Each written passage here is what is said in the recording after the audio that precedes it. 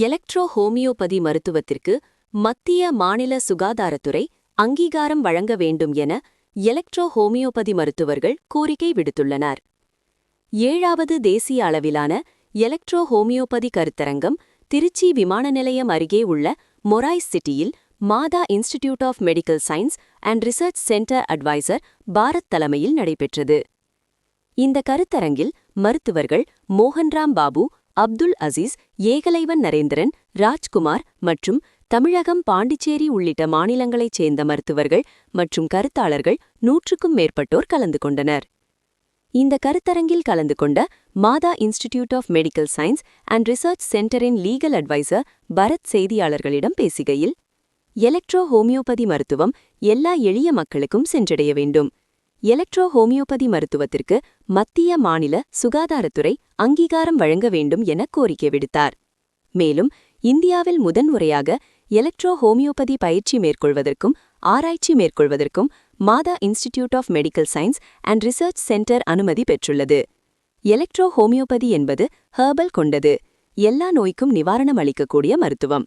இதில் எந்தவித பாதிப்பும் வராது. எனவே ஹோமியோபதி கல்வி முறைக்கு அரசு அனுமதிக்க வேண்டும். இதுகுறித்து தமிழக முதல்வருக்கும் சுகாதாரத்துறை அமைச்சருக்கும் கோரிக்கை வைத்துள்ளோம் என தெரிவித்தார். காலை வணக்கம். என் பேர் பரத். நான் Madhu institute of medical science and research சென்டரில் லீகல் அட்வைசராக இருக்கிறேன், ரிஜிஸ்டராக இருக்கிறேன். ஸோ நாங்கள் திருச்சியில் 7வது தேசிய எலக்ட்ரோ ஹோமியோபதி மருத்துவர்கள் மாநாடு நடத்துகிறோம். இது வரைக்கும் 6 மாநாடு வெற்றிகரமாக முடிச்சிருக்கோம். இது 7வது மாநாடு. இந்த மாநாட்டுடைய முக்கியமான நோக்கம் என்னன்னு சொன்னால், எலக்ட்ரோ ஹோமியோபதி மருத்துவம் எல்லா எளிய மக்களுக்கும் போய் சேரணும். அதே நேரத்தில் எலக்ட்ரோ ஹோமியோபதி மருத்துவத்தை மத்திய சுகாதாரத்துறையும் மாநில சுகாதாரத்தையும் அங்கீகாரம் கொடுக்க வேண்டும் என்பதுதான் எங்களுடைய முதல் நோக்கம். இந்தியாவிலேயே முதல் முறையாக எலக்ட்ரோ ஹோமியோபதி மருத்துவத்தை பயிற்சி செய்வதற்காகவும் ஆராய்ச்சி செய்வதற்காகவும் Madhu institute of medical science and research centre மத்திய சுகாதாரத்துறையிடமிருந்தும் மத்திய சுகாதாரத்துறையிடமிருந்து அப்ரூவல் வாங்கியிருக்கிறது என்பதை பெருமையாக சொல்கிறோம். இந்தியாவிலே இந்த மிம்ஸ் நிறுவனம் தான் முதலில் எலக்ட்ரோ ஹோமியோபதி என்ற மருத்துவத்தை ஆராய்ச்சி செய்வதற்காக அப்ரூவல் வாங்கியிருக்கிறது. இதை எளிய முறையில் மக்களுக்கு சென்று சேர்க்க வேண்டும், இந்த மருத்துவத்தை மக்களுக்கு கொண்டு சேர்க்க வேண்டும் என்பதுதான் எங்களின் தலையாய கடமை.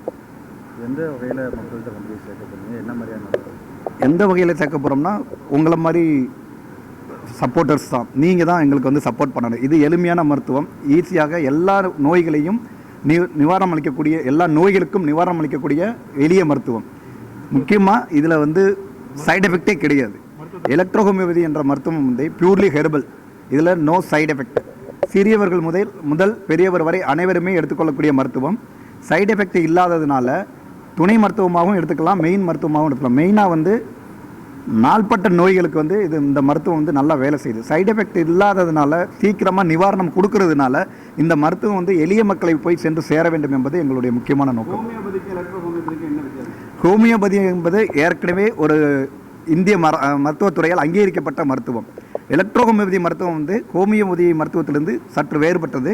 இது இன்னும் இந்திய அதாவது மத்திய சுகாதார அமைச்சகத்தால் அனுமதிக்கப்பட்டு, ஆனால் கல்வி முறையால் இன்னும் அங்கீகரிக்கவில்லை. ஆகையால் நாங்கள் கல்வி முறையை அங்கீகரிக்க வேண்டும் என்று அரசாங்கத்திடம் கோரிக்கை வைக்கிறோம். சிகிச்சை முறையில் எலக்ட்ரோ ஹோமியோபதிங்கிறது கலவை கூட்டு மருந்து, ஹோமியோபதிங்கிறது சிங்கிள் மருந்து.